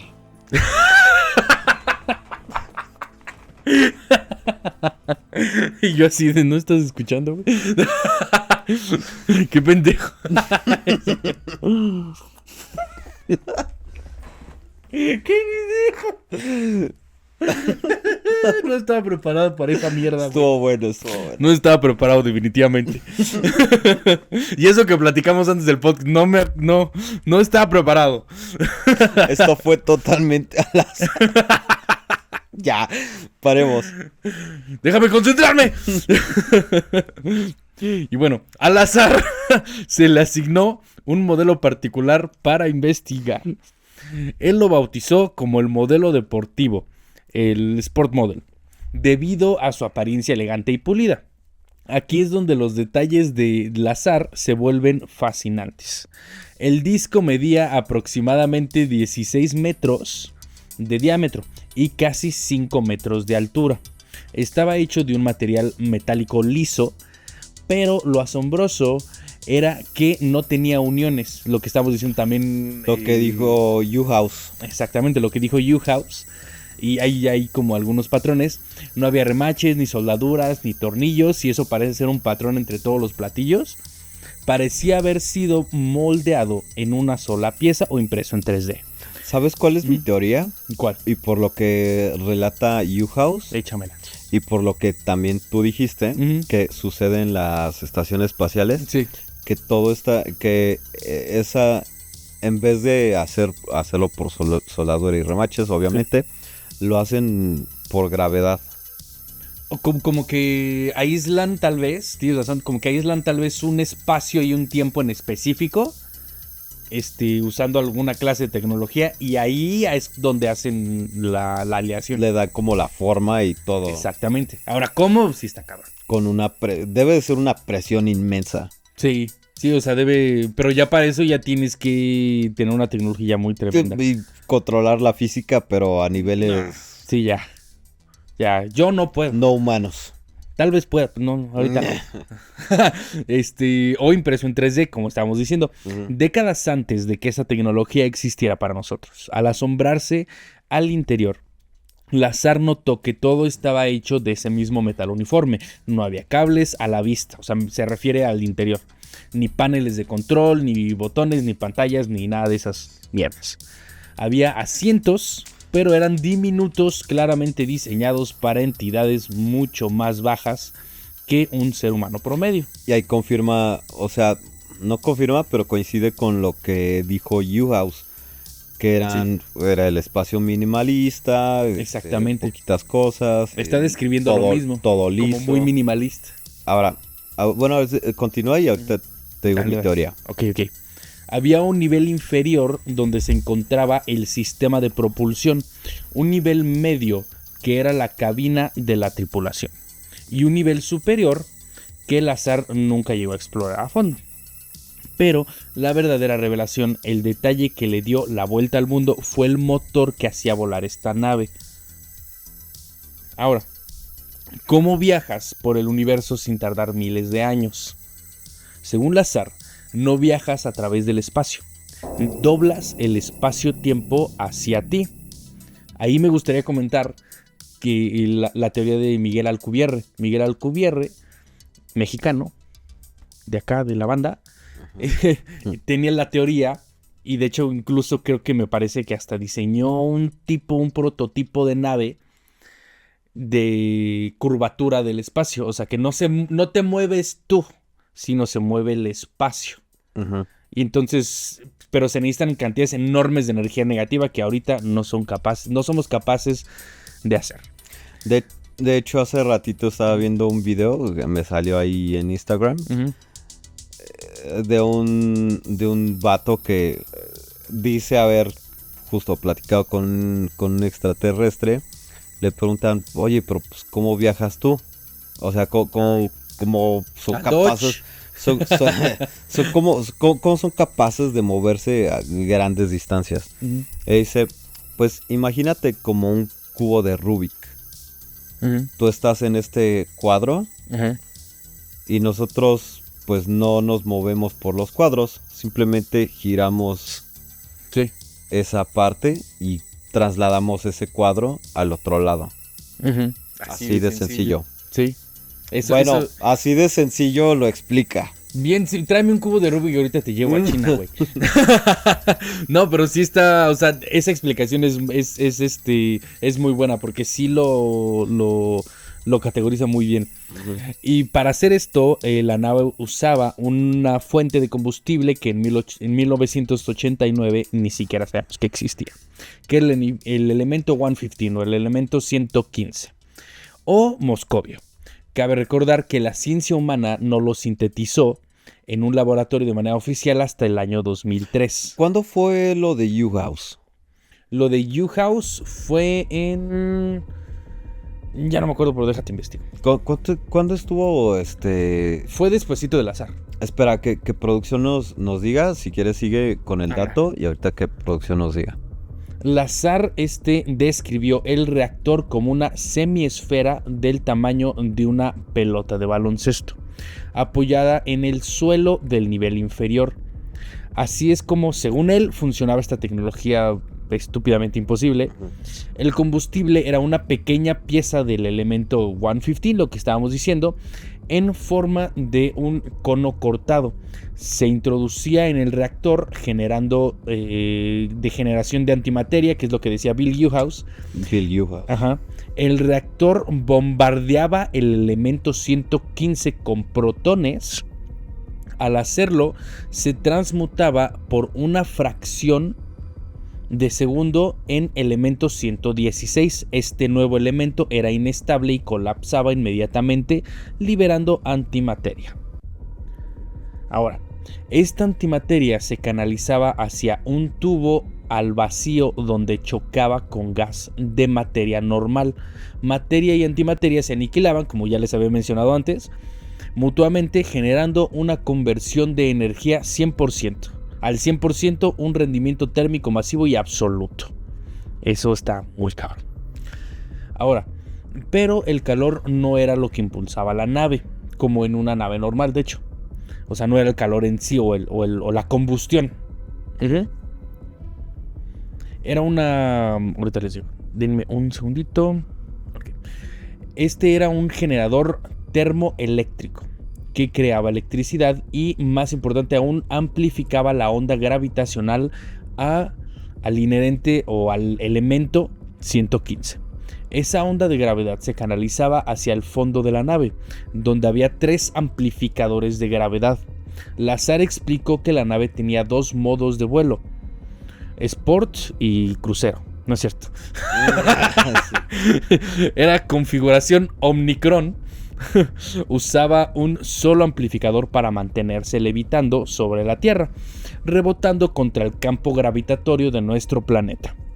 Y la configuración Delta, que era usada para el viaje espacial.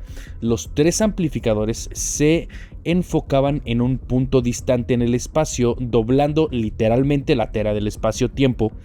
La nave no volaba hacia ese punto, acercaba el destino hacia ella, moviéndose a velocidades que burlaban las leyes de la física.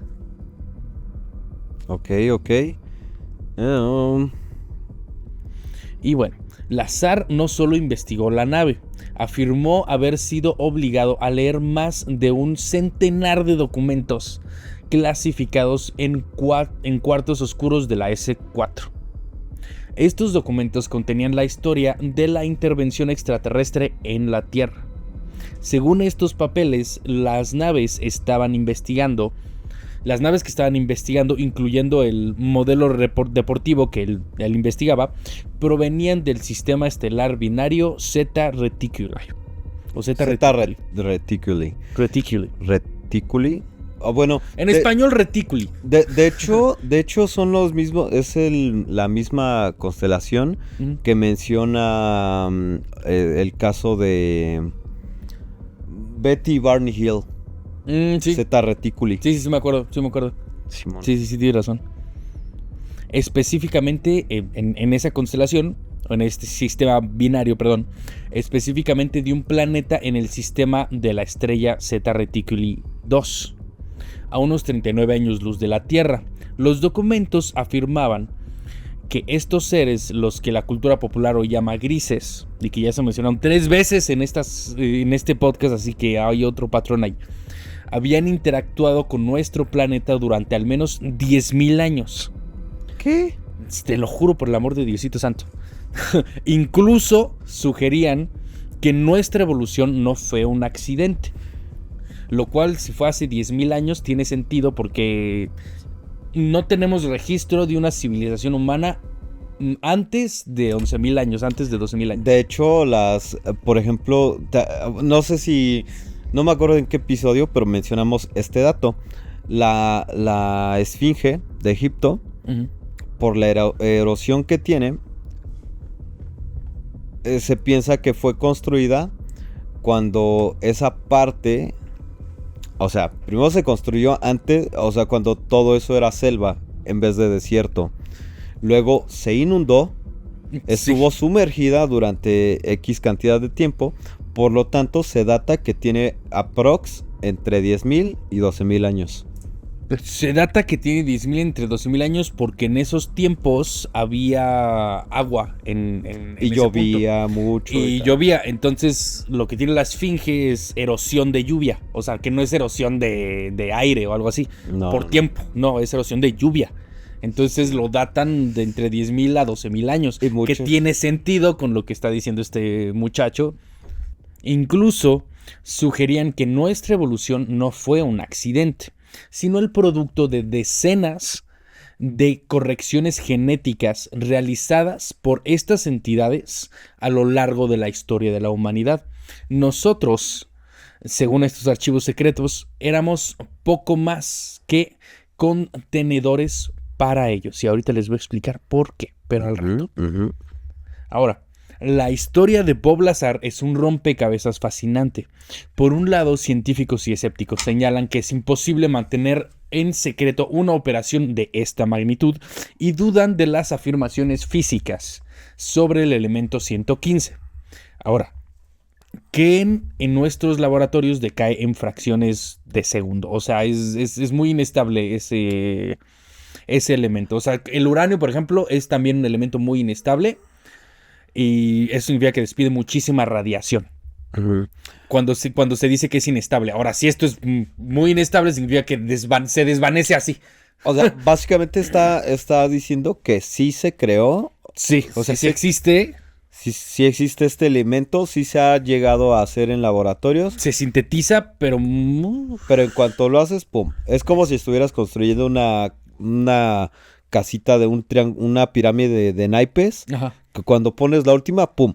Exactamente. O sea, es tan inestable que no se puede mantener bien.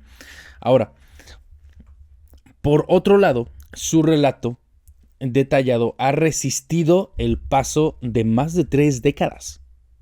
Sus descripciones de la S-4, del vuelo de las naves y de cómo se distorsiona la gravedad han coincidido de forma interesante con grabaciones recientes publicadas por la Marina de los Estados Unidos. Ahora bien, ¿es Bob Lazar un brillante científico, que sí lo es, que nos dio el mayor regalo de la verdad, o es un o es el creador del mayor mito moderno de la ciencia ficción? Quizás la respuesta está enterrada bajo la arena en la ladera de una montaña cerca del lago Papús, pero no sabemos. Ahora, tú tenías una teoría. Antes de pasar a la teoría, me gustaría resaltar que, como mencionabas al inicio, fíjate, a Phil Schneider, al Felipe Schneider, lo desvivieron. Bueno, supuestamente se desvivió, pero él nos adelantó que no creyéramos. A Bob Lazar, yo me aventé un montón de documentales acerca de él. Sí, hay muchos. Y lo que sucedió, ¿te acuerdas qué le sucedió? Y lo mencionamos en... Sí. En la tabla rasa. Pero lo que le pasó a Bob Lazar con la tabla rasa es que le borraron todo. O sea, le borraron su acta de nacimiento, a dónde fue a la escuela. O sea, casi le borraron toda su identidad. Le borraron hasta la suscripción de la credencial de la biblioteca. Sí. O sea, cuando fue a la biblioteca y él va y dice, pues quiero unos libros. No está registrado. Pues aquí está mi credencial. No existes. Nos vale verga. Sí, no existes.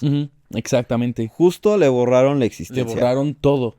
Le borraron todo, la escuela, o sea, lo que había estudiado, todo. Entonces, eso es lo que a mí me da la pauta para pensar que lo que cuenta es verdad. Ahora, ahí te va mi teoría. Él estuvo trabajando a finales de 1988 para principios de 1989. U-House estuvo trabajando como a inicios del 1994. Ajá. Entonces, y él estuvo probando modelos construidos. Sí, también, sí. Él estuvo probando modelos. Él no hizo ingeniería. Simuladores de vuelo. Y simuladores de vuelo. Quiere decir que la investigación que hizo Bob Lazar y seguramente otros ingenieros haciendo ingeniería inversa, todos esos datos se recopilaron, se construyeron simuladores y se construyeron algunas naves para practicar o para intentar replicar lo que... Y U-House era el que probaba esas naves.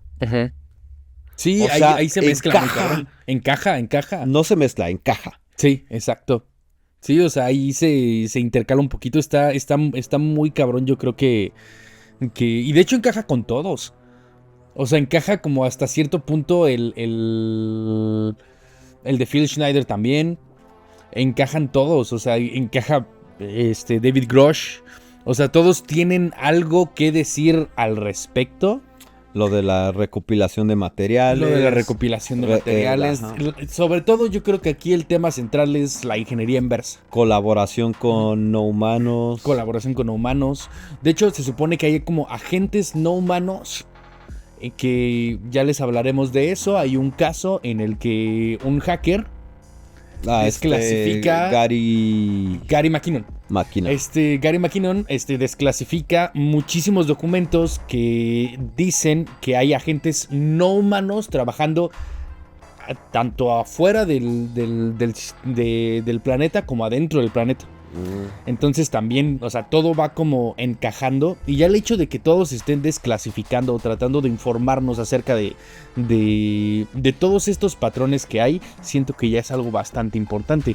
Y hay otra cosa muy cabrona que me gustaría mencionar. Ajá, pero antes de pasar a eso, si se fijan, todas estas historias son piezas de rompecabezas que encajan perfecto.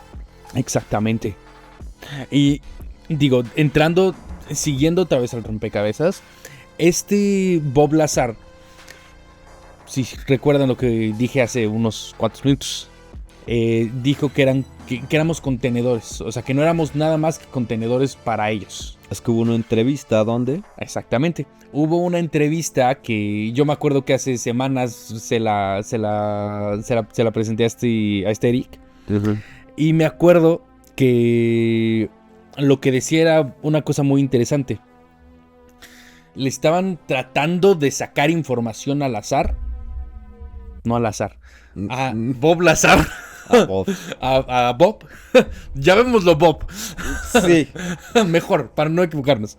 Le están tratando de sacar información a Bob. Y Bob como que estaba renuente a darla hasta cierto punto. Sí la estaba dando, pero no quería dar tanto. ¿Cuál fue la pregunta? La pregunta fue...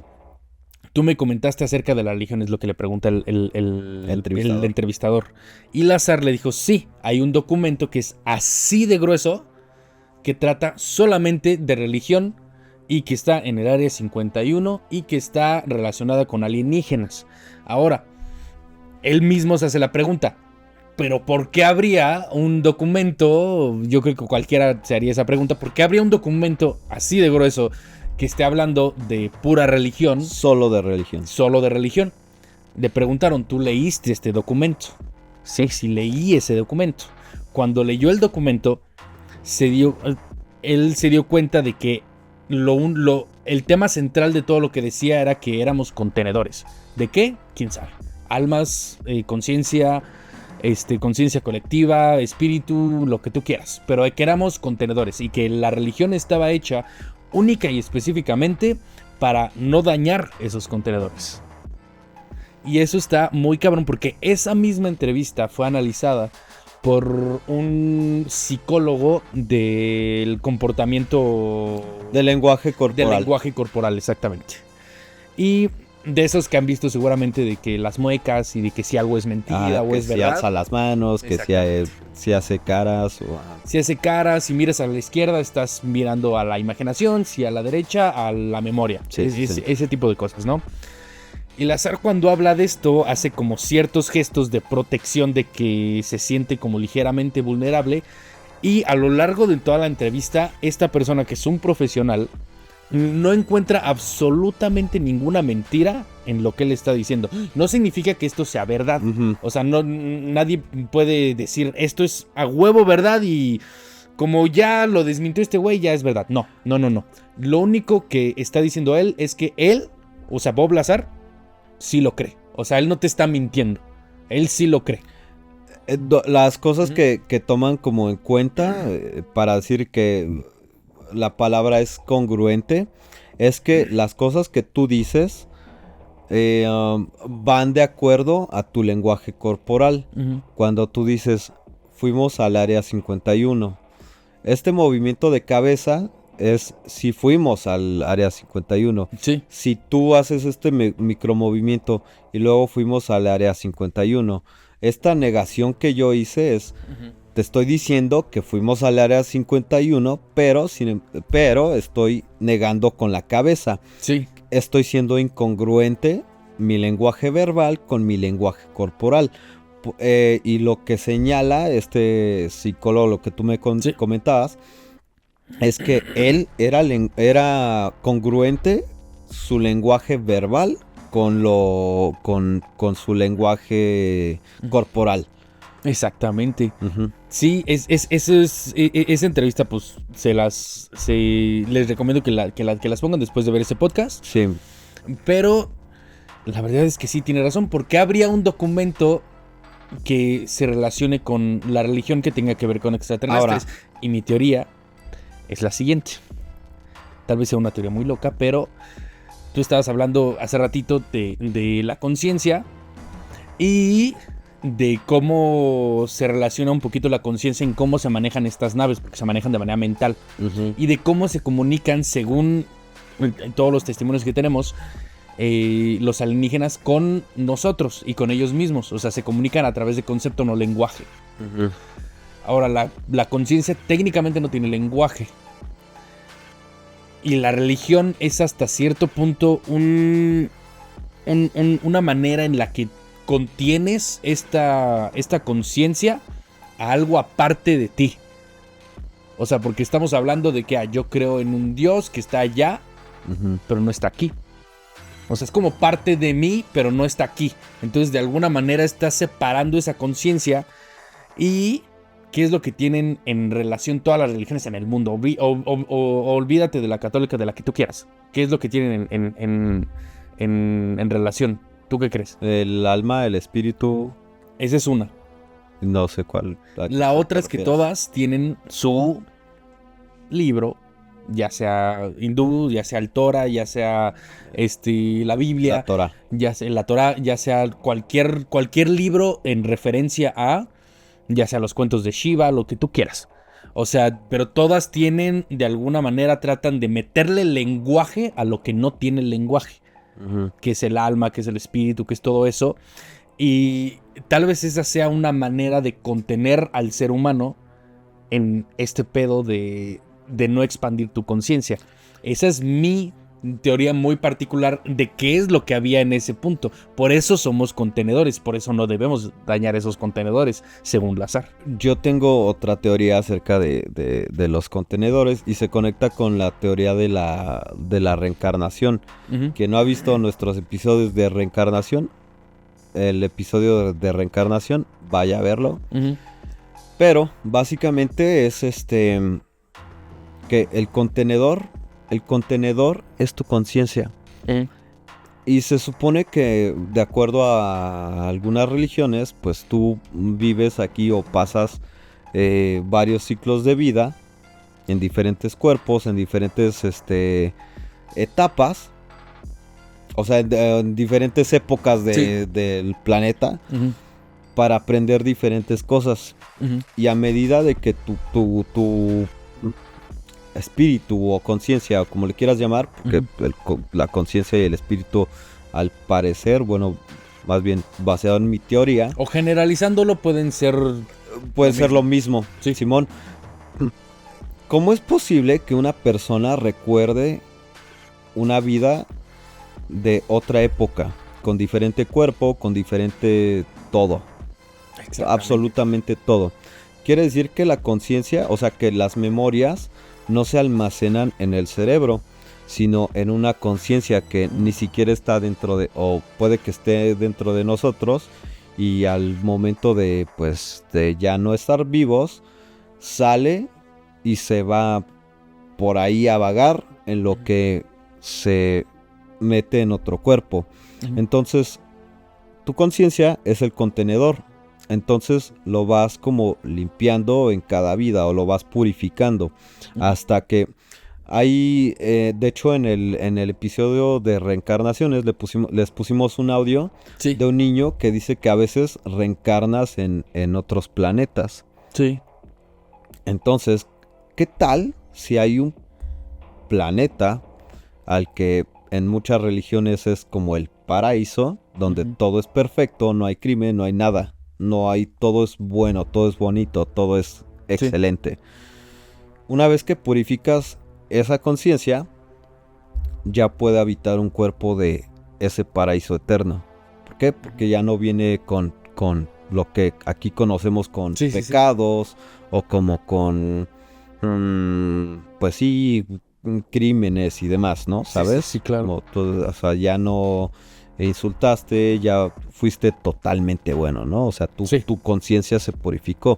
Entonces, la religión, y si se fijan, en las religiones hay una serie de mandamientos que debes de cumplir. Donde no adulterio, no robarás, honrarás a tu padre y a tu madre, etcétera, etcétera. Sí. ¿Qué tal si cuando una vez que tú logras cumplir a pie de la letra, o tu conciencia logra cumplir a pie de la letra todos esos mandamientos, ya puedes habitar en ese paraíso, en un cuerpo eterno? ¿Sabes? Puede ser. Somos contenedores que no se tienen que dañar, y la religión está para evitar dañar esos contenedores, porque eso es lo que dice Bob Lazar. Exactamente. O sea, esa es mi teoría, ¿no? Esa es una muy, muy buena teoría. Yo creo que sí tiene que ver algo con eso. O sea, y no me parece como una coincidencia que todo esto esté relacionado mucho con la conciencia, porque hasta cierto punto Y mira, hay muchos gurús que seguramente tú has visto. De esos de, ay, contacta con los aliens. Esos son los más hipócritas. Esos son los más locos, pero, o sea, son esos güeyes que, sí, vamos a contactar con los aliens, con nuestra conciencia. Sí. Es como, no va por ahí.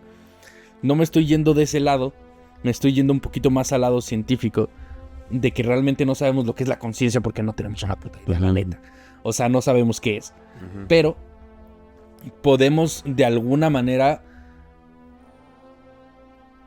no mapearla, pero entender lo que es sin ningún proceso de lenguaje.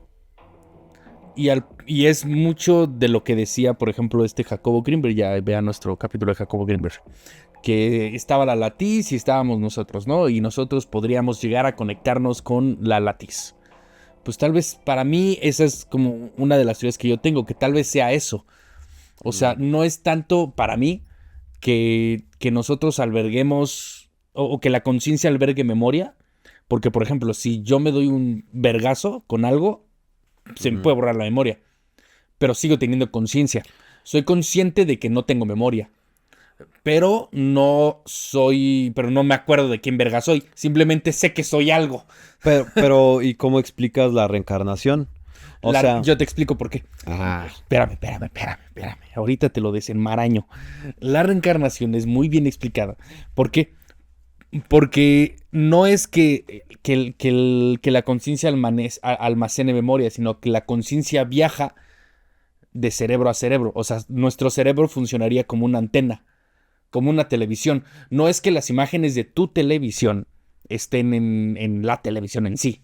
No, son transmitidas hacia tu televisión y tu televisión es receptora. O sea, básicamente somos una conciencia colectiva que sería como un Wi-Fi que cubre todo el mundo, digamos. Ajá, exactamente. Y esa conciencia se conecta a varios televisores. Los televisores serían nuestros cuerpos, digamos. Exactamente, nuestras mentes, si quieres. Nuestras mentes. Nuestras mentes, sí. Simón. Esa es una teoría, de hecho, muy famosa que se llama Dios en la televisión, que trata exactamente de eso, de que nuestra mente es como una antena receptora, que lo que hace es que entiende que llega a la conciencia.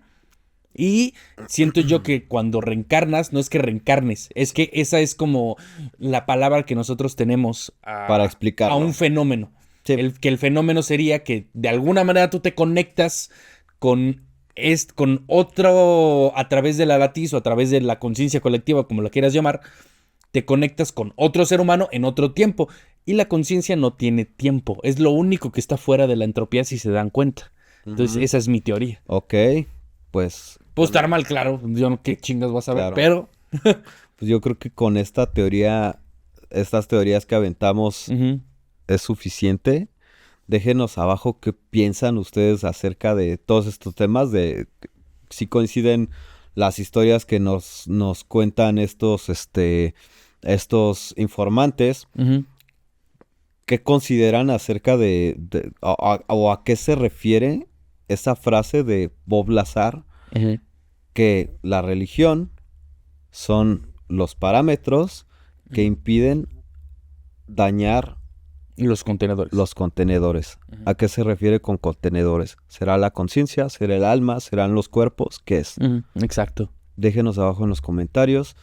Denle like, suscríbanse y compartan.